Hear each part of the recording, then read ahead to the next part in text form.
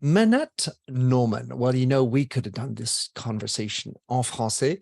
It is lovely to have you on my show. We've met through our shared passion and understanding of empathy. And you have very recently, through our wonderful friends up at PageTwo, published the Psychological Safety Playbook, Lead More Powerfully by Being More Human. In your words, dans tes mots, who is Minette Norman? Well, first of all, I'm delighted to be here, and I'm delighted that we're doing this in English, although I think it would have been a fun experience to do in French, so maybe for another time. So first of all, I do want to say that the book was co-written 100% 50-50 with Karolin Helbig, who is my wonderful partner in crime and now friend, and we've never met in person, but we will. So who am I? I am sort of hard to describe myself in a really succinct way, but this is what I'm going to say. I spent 30 years in the software industry in Silicon Valley.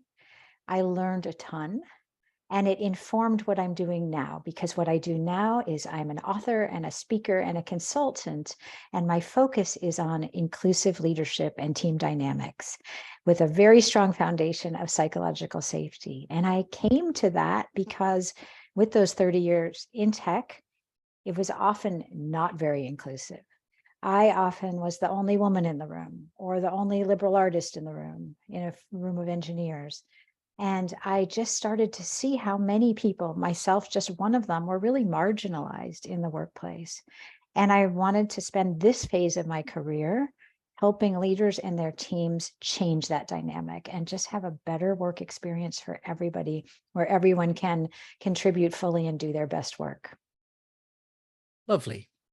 So the software industry, you're based in California, so you kind of have a double whammy. You're in software, which is kind of geeky, programmers, and you're in Silicon Valley with all the pressures that go with scaling and performance and everything. And then you were 30 years ago in the industry, so you were pioneering in that respect. How did you succeed? What an interesting question. Yeah, I'll tell you how I got my start, and then maybe just sort of how I progressed and how success showed up. I got my start in 1989 at Adobe, and it was when they were developing Photoshop 1.0. And I was hired to write the tutorial for that product. And I came in with no software background. I had been working for the French Trade Commission in New York before that, and I had been teaching French. I got this job. It was before there were tech writers, or people didn't train in tech writing. So there I was. I could write. I could figure out software. And I'll tell you what made me really successful as a technical writer, which was my first 10 years, and that led to the next move. I was very, very comfortable asking questions, because for me, writing great documentation meant making it as clear and simple as possible. And I knew that I could not write that unless I truly understood it. So what that meant is I spent a ton of time with engineers. I would do my homework, and then I would go and sit with them and say, explain this to me, until I fully, really can synthesize the material. I think two things about that. One is, like, I was always willing to be the beginner and, just sort of enter that beginner's mindset and not be afraid to say what I didn't understand. And that, I think, is in some ways really powerful, because so many people are afraid to say, I don't understand. Can you explain it to me? And then the other thing why I was successful in that is that I'm very comfortable talking to people. I love being with people. I feed off others' energy. So, I was totally comfortable going to any engineer, no matter what their level and what their genius was, and just asking that naive question. And I think that was the start of my success. And then I eventually got into management, and I spent 20 years in management and leadership positions. Again, I feel like my success was showing up as who I was, not trying to pretend to be somebody else, always putting people and human connection first before technology. To me, that was where I gravitated. It was to the people, and then we could do great work together on technology. But I was never solely focused on technology. That was almost secondary to me, which probably will alarm people in Silicon Valley. But I actually think that was the what really led to my success. Is I continuously made great relationships. I worked on successful, like how can we build successful teams, starting with a very small team. And I eventually led like 1,200 people at one point. So how can we do this? And it's all about working better together as human beings. So my first reaction is to say that you must have stuck out like a sore thumb, notwithstanding your feminine quality, the fact that you listened and were human in a bunch of geeks. Because it's sort of, I mean, they're of course human beings, but they're not known for their connection with people. They're sort of, they have a different style of social ability, right? And Yeah. And yeah, go ahead. Go ahead. and the second thing was this notion of admitting your ignorance. The Satya Nadella, I love what he says. He says we need to move from being know-it-alls to learn-it-alls, and have that humility to say, well, I don't know stuff. Back in 1989, that was not the way we rolled. Yeah. Yeah. I'm going to say yes. And, yes, I would say I stood out less as a sore thumb back then because, Silicon Valley was just getting started. So there were a lot of what I would call kind of misfits. There were the engineers who were software developers, but then there were the rest of us, and we all came from different backgrounds. So it wasn't so much that everyone studied computer science. There were the marketing people that I worked with.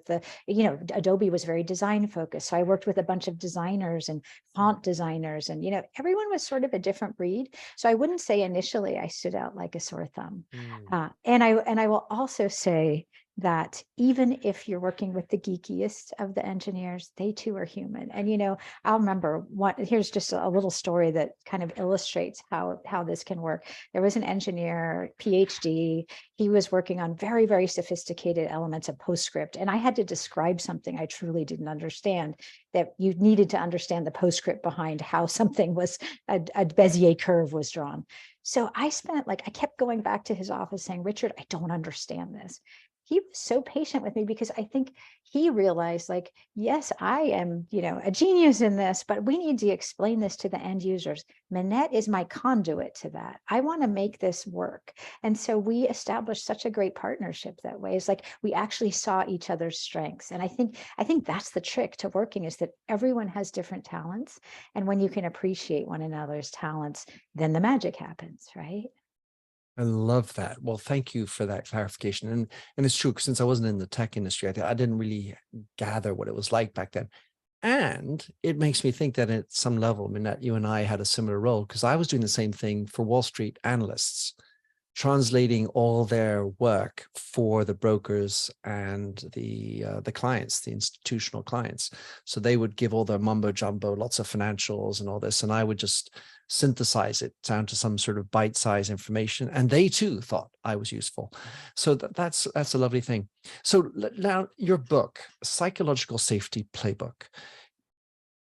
What made you and your co-writer decide to write this? And I'd also love for you to describe how you met, or quote unquote met, your co-author. Yeah, happy to. So first of all, I need to go a little backtracking before the book, which is how I started to even understand what psychological safety was. Because, people talk about it a lot now. It's very commonly described in business literature. But, maybe go back 5-6 years. I was still in the tech industry. I was in many settings where I actually didn't feel comfortable speaking up. I was a VP. I was leading engineering. I sat at a leadership table with a bunch of VPs. We were all, not all, some were very outspoken. And I felt like I had to weigh every word, because unless I said something super intelligent and it was very well thought out, I didn't dare open my mouth, because I would be marginalized. I would be, someone would eye roll me or just ignore me. And so I had experienced that. We've all experienced that probably at some point. And then I was actually preparing for a keynote that I was giving internally. And I started reading about collaboration, and I found the Google study, which you may know about. It was called Project Aristotle. I think it started in like 2012 or something. It was published in 2015. And that's about the time I found it. And that's where they talked about, psychological safety. They uncovered to be the most fundamental and most essential quality of a successful team. So I had this aha moment of, oh, that's what it's called. right? I've experienced it and I need it, and we all need it as human beings. We need to feel that we can fully participate and be appreciated without fear of marginalization or humiliation. So I knew about it. I knew it was important. Then when I started my own consulting business, which was 2020, I decided, this is really foundational to creating inclusive cultures, because I was focused on inclusive leadership and cultures. And I'm like, if people do not feel safe to share their ideas, you're not going to get to that level of inclusion and belonging that everyone is striving for. So I want to learn more about it. And I had read Amy Edmondson's book, The Fearless Organization, which also came out around that time. I think that came out in 2017 or 18. And that is, all the research behind the importance of psychological safety. And I'm like, I want to learn more. I want to put this into practice in my work with clients. So I signed up for a class in the spring of 2021. And now I'm answering your question. That's where I met my co-author. Karolin, who is a leadership consultant in Germany, had the same feeling. It's like, I know this is important. I want to help my clients really increase psychological safety. So we took this class that was about running psychological safety assessments. And in the class, we were in a little cohort together, and we just really appreciated each other's perspective. And we kind of clicked, as you sometimes do with people. And I was then on someone else's podcast, another leadership podcast from the class, and Karolin tuned in and she heard me talking about my views on leadership, and she just really connected. But I said something on that podcast. I said, I can't find any practical information about how to increase psychological safety. The literature seems to stop with the research. And so that's what I said. And then she sent me this email, and the email was subject line, crazy idea, from Karolin Helbig. And it said, I heard you on this podcast. You and I are really aligned. I also heard you say there's little practical information. What if you and I collaborated on it? So that was the beginning of this connection. And we started with a Miro board and a Zoom call and just started brainstorming. And we really thought initially it would just be like a pamphlet or a brochure that we could share with our clients. And then, longer story, which we can get into if you want or not. But anyway, it turned into a book that PageTwo published, and it just came out in February. Well, congratulations. And I love the fact that you guys haven't actually met in real life and yet collaborated. So proof that you can do stuff and have connection without necessarily being in the flesh. So psychological safety and inclusion. I want to get into this idea of creating, let's say, game-winning ideas. And if everybody has the same mentality at the table, let's say that they all come from the same schools or the same set, things go quicker. Yes. Because everyone gets the lingo. And yet we often talk about the needs to have different types of minds in the room. Do you find that the issue is not having enough psychological safety or not the right recruitment? Both. I think that's such an insightful question, and like really a lot to unpack there, because like, first of all, yes, it's, as humans, we are drawn to people who are the most like us. And that's why companies are full of, white males and, or people who all have the same socioeconomic background. We gravitate to the people who are most like us. And it's easiest for us to work with people who think like us. However, and there's lots of research about this, which you know as well, that the innovations and the breakthroughs do not come from people who all think the same way. It's really when you get a new point of view that comes in that makes you think differently and really disrupts the status quo and the groupthink that can set in when you have very homogeneous groups. So to go to your question, you need both. I mean, you have to recruit. Obviously, you want to have people from diverse backgrounds, diverse thinking, diverse education, and it's going to be harder. Like there's lots of evidence that having more diverse teams is more challenging because we don't have that natural comfort level. So we have to very deliberately work on creating the conditions where those diverse team members, people who come from the different backgrounds and maybe don't fit the group norm, can contribute. So that's where psychological safety does come in, because if they do not feel they can show up with their unique ideas and perspectives, what do? They conform to the group norms. So even if you've hired someone who seems very, very different, unless they have that level of safety that they really want my ideas, they want me to challenge, they're just going to either stay quiet or they're going to agree, even if they don't agree. And, it can be very hard to be that dissenting voice, or the one person at the table who doesn't agree with the group. And I mean, I can admit times where I didn't speak up because the tax was too high to do so. Right? It takes courage, it takes energy, it takes confidence. And there are times when you have more of that, and there are times when you have less of that. And that less and more confidence will also naturally be a question of the team, the room, the ambiance, the context, the history that you have with the people in the room. So if you go back to not so long ago where you didn't feel like you could show up, at least you didn't feel like, the tax was too heavy. Mm-hmm. I mean, after so many years, I have to imagine that the issue, and I'm just projecting, was more about the CEO or the leader than it was your colleagues or you. The leader for sure sets the tone. Yeah. And it can be the CEO, or it can be just the leader that you are, whose staff you are on, because that's the people you interact with the most, right? So the CEO can definitely set the tone for the company. But I really believe that psychological safety takes place at every team level that you're a part of, and it can be different in different teams. So like I reported to this SVP at one point, he had very strong points of view. He didn't particularly listen well to people who differed from his point of view or who challenged. And he set the tone that, oh, you're not going to disagree with this person. You're not going to challenge the prevailing viewpoints at the table, right? And so that's, that I had in my mind, like, oh, I better be very, very well prepared if I'm going to say something. Whereas I've been in other teams where it was really much, the leader definitely said, I'm open to different points of view. Now that's rare though. That is much rarer. I more often than not had the leader come in as like very strong figure, very strong point of view, had the favorites. The other thing is like when leaders play favorites, and who do they listen to at the table? Well, the That right is really hand, the left hand, the people, So what do you exactly. think? Exactly. I once experienced, I mean, this is this is when you don't matter. I once experienced sitting at a leadership table where the leader of the group made eye contact with some people and not others. And I remember the feeling of him bypassing me with his eyes and feeling, I am invisible. I don't matter here. My voice is not welcome here. And so what do? You sit back and you go, I need to get out of here.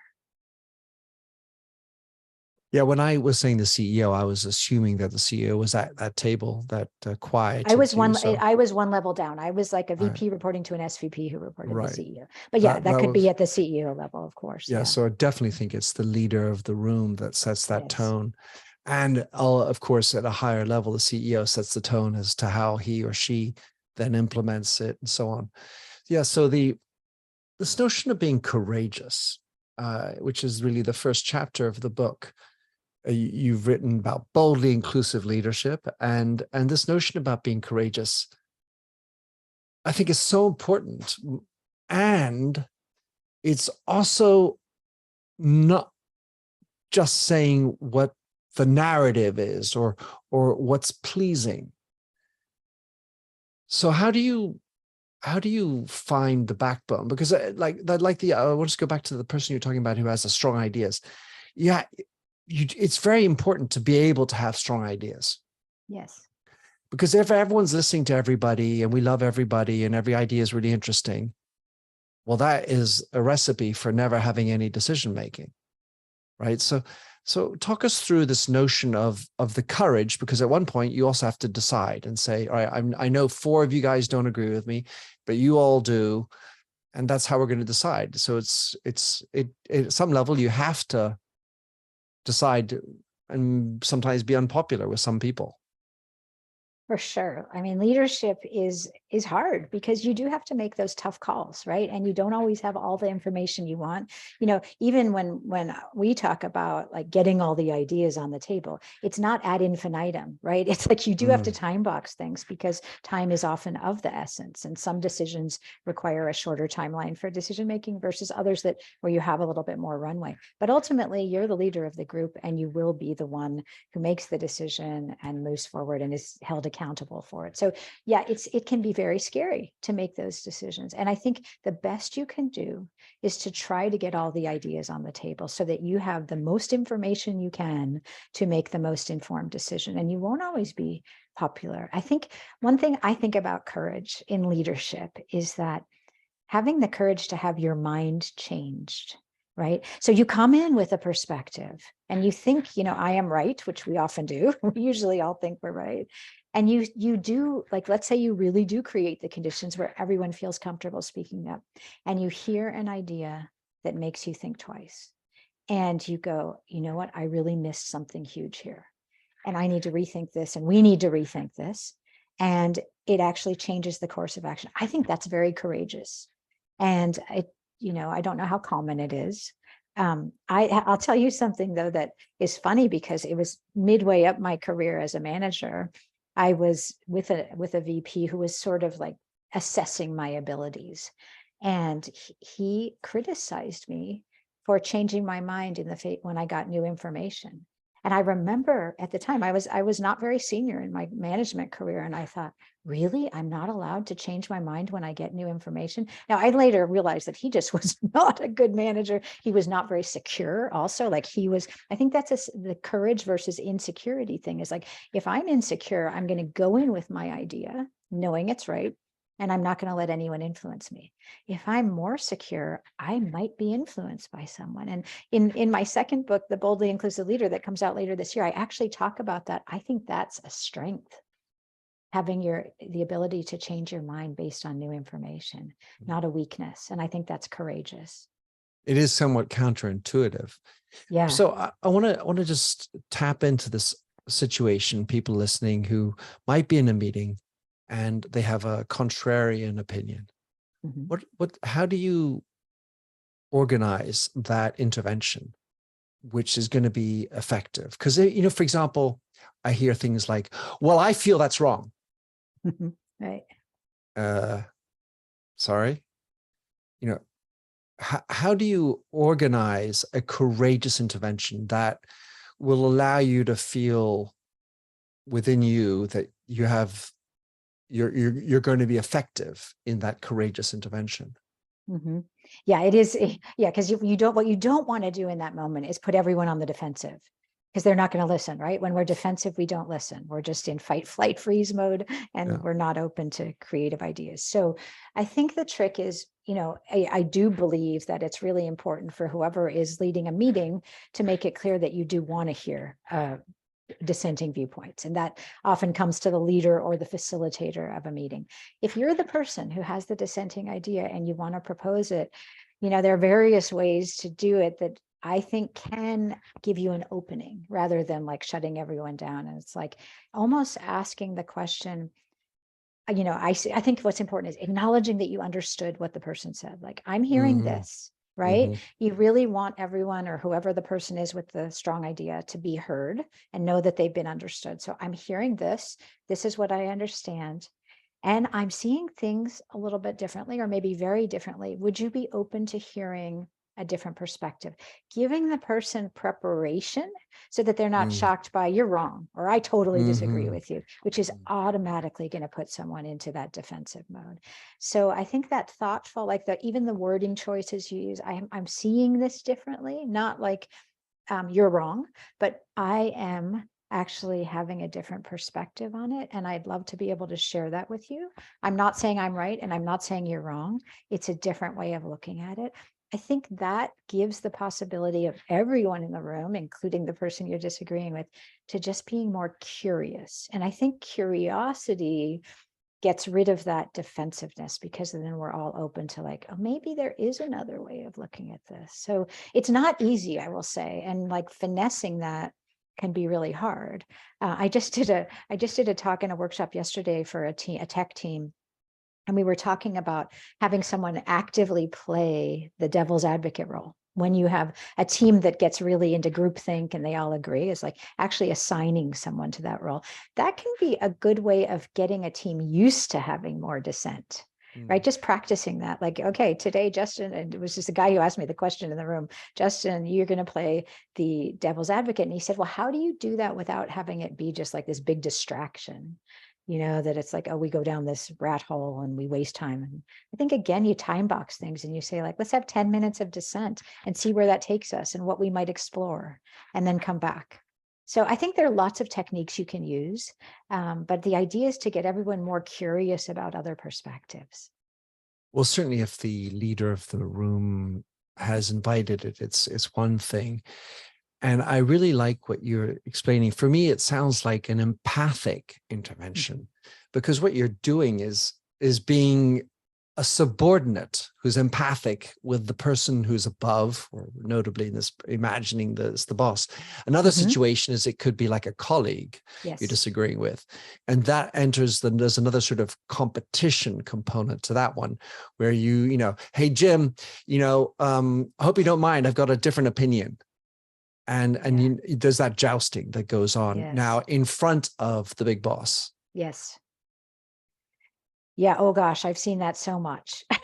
And there's a lot of jockeying for position and power, often in leadership teams, especially, like who's got the boss, who's on the right side of the boss, who's the boss siding with here. That can be really tricky. So in terms of so I love the way you present the sort of the opening salvo, establishing, hey, listen, I hear what you said, and are you open to an alternative opinion? Yeah. Now, the other pieces I'm thinking of are, and I have my own idea, but one of them is, well, how do you make it convincing to them? How much fact do you think needs to be brought into this? Conviction needs to be brought into it. What are the other elements that will render you courageously successful at pushing into or back on this, being succinct, for example? What do you think?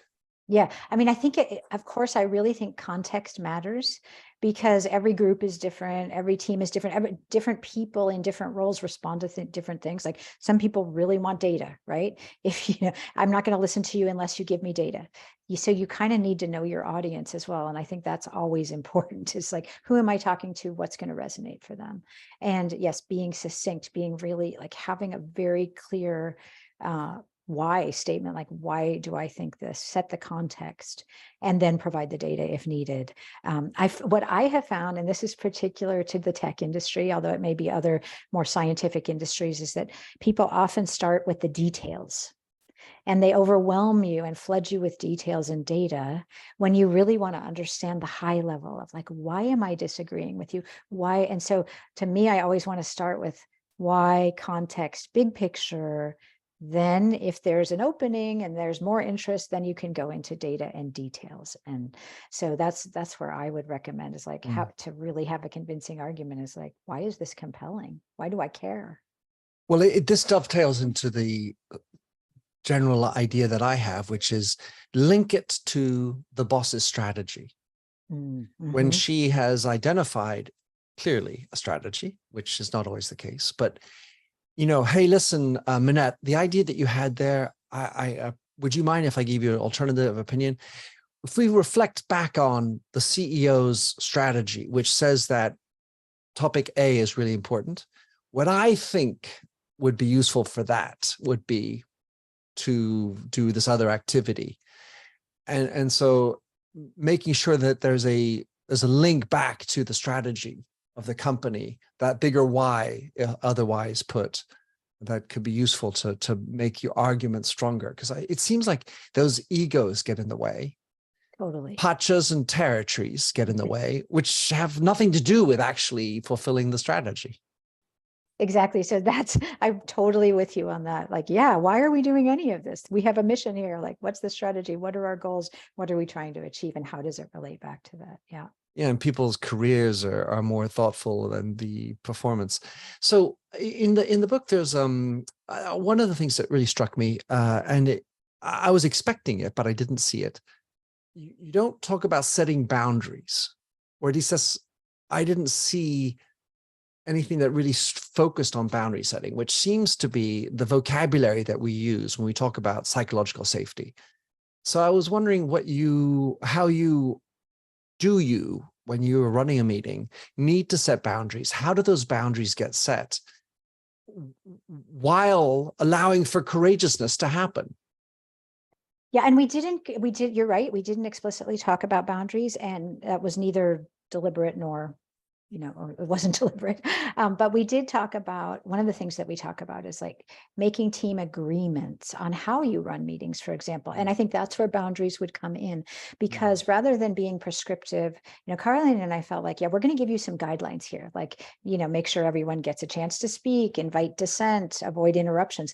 But again, the most powerful, we think, rules of engagement for meetings, for example, are the ones that you set yourself, that you, the team members, agree on. Like, what's important for us? Like, we're a very distributed team. We want to make sure that everyone who's in other parts of the world isn't always having to be up at midnight. That might be a boundary for a certain team, but it might not apply if a team is all co-located or in a similar time zone. So rather than doing an exhaustive list of these are the boundary conditions that you should set, the idea that we have is that you co-create those with your team members, because those are the ones that people are going to actually abide by and buy into, because you've created them together. I love that. That's really wise. This idea of co-creation, of course, requires that the boss can put aside the ego enough, right, to allow for everybody else to have a place at the table. In the other element that was interesting to me was the who's at the table. Mm-hmm. Because if everybody's to have a voice, but you got the wrong people at the table, then we're not going to have a constructive idea. And it strikes me so important to have the right people at the table. You could sometimes think about that in terms of personalities, right? But then who has the correct information?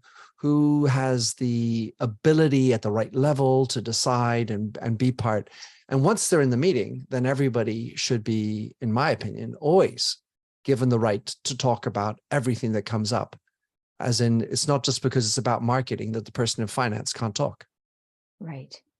Yeah, no, I think it's really important that you talk about who's at the meeting, because, first of all, you don't want to have too small a meeting where it's like groupthink. It's all the same, the people who think exactly the same way. And we haven't invited diverse perspectives or thinkers or personalities or cultures. I mean, this is also for me really top of mind because I managed really global teams, but I was working for US based companies that were global. And so often you'd have only people based in the US in a meeting. And I'm like, we have got to get people from Europe and Asia and other parts of the world, because they're having different experiences and we are going to miss out on something. So I felt like that was sort of I just kept saying that, my idée fixe that just coming back over and over, that we must have a more, culturally diverse set of people at the table. So you don't want it too small. The other thing is, however, is that what I've seen the other extreme is like, we need to be so inclusive that we're going to have 30 people at a meeting and we're going to try to get things done, and it's ridiculous. So that balancing act is very tricky, I will say, is like, even as trying to be a super inclusive leader, what does that look like in practicality, right? That was exactly my point, because you want to have enough diversity, but at the end of the day, you also need to get shit done. Yes. And if you're waiting for 30 people to speak at every meeting, that's the problem with Europe. 27 people, everybody has to agree. Well, good luck getting anything courageous through that, because of the notion of consensus will somehow always drag you down, especially if you have to be unanimous. Oh gosh, yeah, I can't imagine how that works. Yeah, the idea of consensus, I'm just glad you mentioned that, because I think a lot of the time leaders do think you have to get to consensus, and that certainly if you're creating a safe and inclusive culture, we must reach consensus. And I don't believe that. I think leadership means you do make those decisions with or without consensus. And I think you can make the best, most informed decisions by getting a lot of ideas on the table, but you do not get to consensus. And I think that, that's one of the myths also around psychological safety, is that we all kumbaya, always agree on everything. And that's not the case. It's really, what it does is it gives you permission to disagree and to have even heated debates in a way where you are debating ideas and you're not attacking each other personally. So people go away feeling they were heard. Maybe their idea wasn't implemented, but they were heard. Their idea was respected. It was given, attention. And you can ultimately, as a group, agree with the final decision, whether or at least go along with the final decision, whether you agreed with it initially or not. I think that's an important distinction. It's not about always consensus building. And, one of the most successful teams I was a part of was early in my career. And it was a group of people, we represented different disciplines. So we were a cross-disciplinary team working together on a product release. We would have some of the most heated debates. And yet, we all really respected each other, and we could have fun even in the debates. Like, there was this sense of like, I've got your back and we care about this product. Like, to your point about the mission, we're trying to put out the best product possible.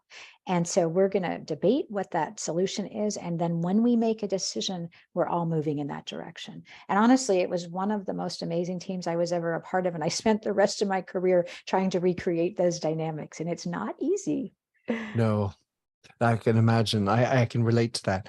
So I love the fact that you put on the table the fact that consensus is not what it's about, because there's this feeling of this do-goodness, which is, oh, it's got to be great. But, sometimes, a strategy requires that we cut through. And the thing that often is missing, in my opinion, is explaining the why of the decision in a way that makes it palatable for my idea to be discarded. Mm-hmm. Yes, exactly. And then to run together with it. And the other piece that I think is missing, and I was in a committee the other day, and we were all talking, and it was more like kumbaya feeling. And I said, you guys, just doing good isn't enough. A good product, for example. And I think it's fine to want to do a good product. There's like in France, we talk about a raison d'être, the reason why, but the French, 55% of CEOs in France suggest that their raison d'être, the reason why, is savoir faire, what they do, as opposed to who they are. Être versus faire, to do. And so to do a product is great, but to be something bigger is better. So if you can relate that, whatever that product you're doing, to something bigger, that we're improving the world in some way, or doing something bigger than just having the next best Excel spreadsheet. Any reaction to that? Yeah, no, I think that is ultimately the motivator for people. It's like, whether they're in tech or any other field, it's like, I am changing people's lives for the better. Now, it might even be by creating a better spreadsheet, but it's not about the spreadsheet. It's about people's experience in the world and how that's going to help them live better lives or run better lives. And so I think always connecting to, why are you doing it? Why are you building X? What widget or what tool? Because you're going to help people's lives, or you're going to help save the planet. These bigger goals are really what the ultimate motivators for people are. And I think that is how you can get a rally cry for a team to come together, even if they disagree. I mean, I've always marveled at Steve Jobs for this, not a tremendously empathic individual by all accounts, but that notion of the bigger idea and wow. And my wife worked for them, so she was really taken by the movement. So another thing that I wanted to just break in on was this notion of dissent that someone doesn't feel comfortable talking about in the room. And you say, well, hey, if you don't feel comfortable talking about it in the meeting, then use a back channel use and talk, because I let's say I'm an introvert and I don't feel comfortable talking. And then but you can use another method, another channel to present your opinions after the meeting. And I was like, that sounds like there's another problem in the room when that's happening. Because if they don't feel comfortable talking, well, why are they in the room in the first place? Yeah, so totally valid challenge, and I hear you, and I'm with you in certain ways. So let me just try to respond to that. So one, I and Karolin and I are not advocating the meeting after the meeting, which is what happens so much of the time. And what I mean by that is, we have the meeting, you don't speak up, then you have a side meeting with a few people afterwards, and you tell why that was all bullshit, right? And that is not at all what I'm advocating. What we are saying there is that, yes, we should have everyone in the meeting speaking up. And there may be times where maybe something happened in the meeting that didn't get addressed right away. Like, maybe there was someone who felt really slighted in a meeting and that didn't get corrected in the moment. And then they were derailed. Or, I'm also very much aware of, like, sometimes you've got someone who's not a native English speaker in a room full of English speakers. And it's really uncomfortable, especially you're on virtual meetings. Like, you now have to unmute yourself. You now have to speak in your non-native language, and you have limited time. And so maybe the great idea came to you afterwards. And that's more what we're talking about, is like, I just couldn't get a word in. Now that's a problem with how we're running our meetings, right? We're not using all the technology available to us, because what I notice is the people who think differently, who may have neurodiversity, who may have English as a second language, who are introverted, they are more comfortable using chat, for example. So are we enabling all the technology we have to capture all the ideas? So I think then you're not running your meetings well if someone has to back channel. But there are those times where I would still rather hear the idea. Like, if I'm the team leader and someone had an idea after the meeting, I would still rather hear it than not hear it. But what would be important to me as the leader of that team is to come back in the next meeting and say, listen, I got new information after the meeting. We have to actually change something here so we can have this happen in the meeting, but this was important information that needs to be shared. So that's my reaction to it. I'm not disagreeing with you at all. And we're not suggesting that we have these passive aggressive side meetings, but more like something went wrong in that meeting and I couldn't be heard. Does that help clarify that for you? And I think that's great, because then at least you're not encouraging further back channeling, and maybe you can air the dirty laundry about the fact that they didn't get a chance to speak, get in a word. And the other whole piece that I thought was interesting is around non-interruption. So Yes. setting the style, but there are certain cultures, where that interruption is sort of the way it goes, especially if you watch the round tables, they call them round tables on television. The nature of debate. The other day, I did a debate, the English style, at least what I call the English style, where you have a set number of minutes to speak, no interruption. The other person opposes, no interruption. You then counter with the classic debate, no interruptions, and it's done in a civil manner, timed so that we're not overrunning. When you're in a meeting, very little time do I hear reformulation of what I heard, like you mentioned at the very beginning, where, this is what I heard you say, and you reformulate it. For the most part, we're just bouncing off one another.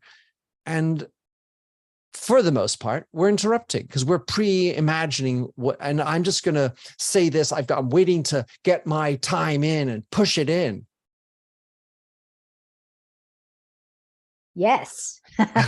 Yes. I mean, first of all, this goes back to our chapter on listening, because often what happens in meetings is you're not actually listening to what the other person is saying. You have something you want to say, and you're just trying to get it. You're just trying to interject. When can I place it? When can I say it? Right.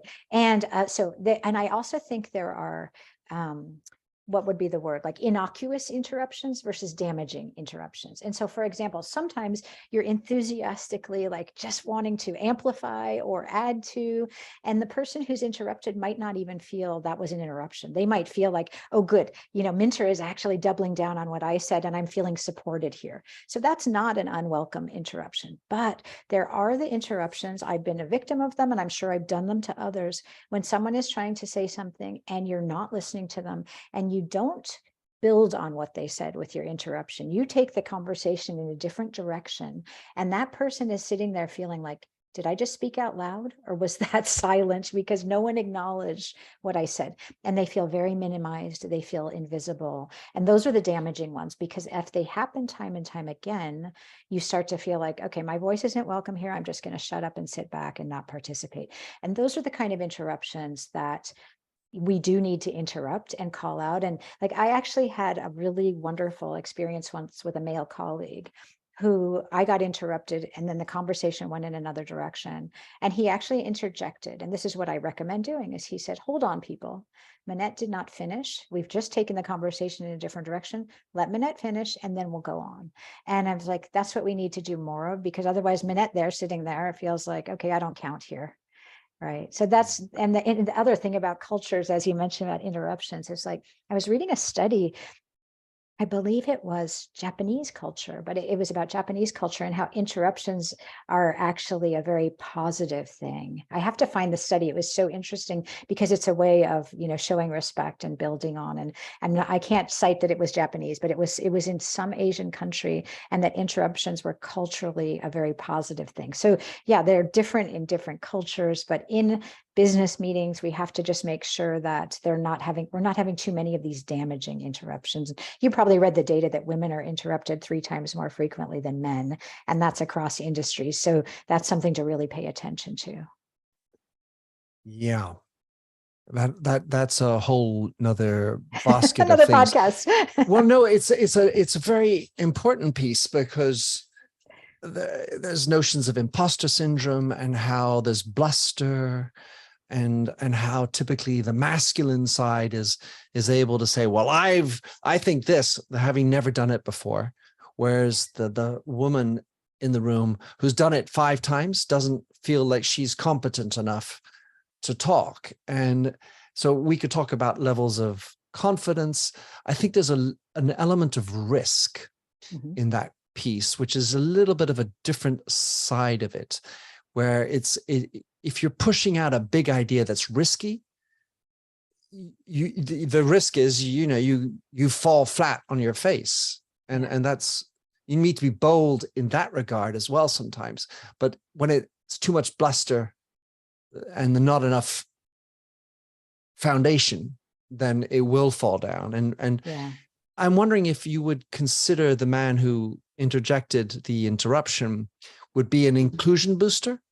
Yes, absolutely. An ally and an inclusion booster. Exactly. And that's what we use that term. It's funny. I'll tell you the origin of that term. I gave a workshop to a client, a tech company, on inclusive meetings, running inclusive meetings. And the head of HR at the company said, and I said, I recommend having a facilitator. And she said, we like to call it the inclusion Yoda. And we loved that. And we absolutely wanted to use that in our book, but we did not get permission to use the term Yoda. So we actually tried to get Lucasfilms to give us permission, but nope. So we use the term inclusion booster, with the idea is like you're giving someone a boost when they need it the most. And that's a time like when you're being interrupted, or when here's another one that happens a lot. And again, it happens to women and people who are more marginalized, is that someone else takes credit for your idea. Like you say something early in the meeting, it gets ignored, and then someone else has this brilliant idea that's never been thought of before, and you say, you know what, that's a really great idea, Minter. And you know what, Karolin had that idea earlier, and I just want to call out that she mentioned it earlier and we didn't really pick up on it. That's another inclusion booster move. Nice. Yeah. I'm flashing back to a few thoughts in my mind about various meetings. So the sort of like roles that I was thinking of. So you have the devil's advocate role. You have the inclusion booster. The other one that I know has come out of Amazon up north is the idea of the empty chair, the representation of the client. And so there's really a lot of interesting techniques that you can bring into making the room allow for more dissent, more interesting things. And if you can create that, by gum, it's got to be more exciting. And I was just going back to the women being interrupted. In the book, you talk about how even amongst the U.S. Supreme Court justices, yes, that study was done. Yeah. Oh my goodness. But the funny thing for me there was, we talk about being non-judgmental in our listening. Yet, isn't that the role of a judge? Of course. And yet they're supposed to listen. I mean, they're supposed to listen with an open mind before they judge, right? And I was thinking about this, and when you're the boss and you've got to make a decision. So the decision in a court of law is, of course, a judgment is considered, but ultimately it's a decision, like the Supreme Court justices do. And as much as you want to listen to everything, sometimes you just got to come down and lay the law, so to speak. What's the last questions, really? Well, yeah, I wanted to talk about this. You talk about humor at work. And possibly self-deprecation. And I can't help but think that that is an English trait, or at least a British trait. Definitely. Not a trait common amongst big leaders with large egos. So how does one bring in humor in a way that's appropriate? Because today it seems like a lot of vocabulary is no longer allowed. Many topics are no longer permissible, because they're going to trigger or potentially offend anybody. I mean, otherwise we end up with humor with nothing. Yeah, I mean, humor is for sure really, really tricky, and increasingly so, because we're so, trying to not offend and not trigger people. And that's important. And I'm not saying we shouldn't. I do think self-deprecation it's a really good tool, because it's like, it just shows our humanity, and it can be just something small, like, like I missed my bus today, and this is how I got to work, and like all my foibles of the day. It's like just showing that I too am human. I may be your CEO, but I tripped and fell, or whatever it is. Just these small things. And then one of the ways that we really injected humor into the last team that I managed is we brought in we did a day where we had an offsite, and we brought in an improv actor. And we all did, really silly, nothing scary improv, but we did really silly improv exercises as a leadership team. We laughed till we cried. It was the first time I saw one of my staff members laugh. I had never seen him laugh before. But what it did is that it wasn't just that it made us laugh that day. It was that we had new vocabulary and new sort of attitude to come back to when we were having a challenge later. So, for example, one of the principles that we share in the book that comes from improv is this idea of no idea. You don't say no, but we can't do that. You say yes, and, because you have to accept the idea from the improv actor that came before you. So the yes and idea was our secret code when we were getting into defensive behavior, when we were not listening to one another. Someone in the room would just say yes and it was our reminder, and we would laugh. So there was that little levity that brought us all back and reminded us of, okay, let's listen to one another to build on one another's ideas. And it was very powerful, and it always made us laugh again. And it was like, can you bring levity into a difficult situation? That opens people's minds and creativity again. So that's why, we're really in favor of it. There is literature that shows that it is really helpful, and it is tricky. And I will not deny that it's tricky. Because, like, oh, well, I tripped up when I got off my helicopter coming to work today. Right, exactly. There's not going to be a lot of empathy there for that, right? Exactly. And I wanted to just flip off a friend, Don Sherman, who works at PAGA. He's an improv guy on the side, and we were talking about on a radio show about how really interesting improv, of course, is empathy and communication, relationships that are happening between the people, and the listening that happens, as opposed to thinking about how I'm going to bounce off of somebody else specifically. Right. And they were talking about how if you have a bunch of people in a room doing improv, when it's really good, you don't need to be appointed to be the next person. What you're focusing on is, what does the room need? That's right. That's right. It's very powerful. Yeah. And that for me felt like a purpose element. When it's not about me getting in the funny quip, but what do we as a group want to do at a bigger level to succeed? And there's a sort of a feeling of endorphins when that's really happening. Yep.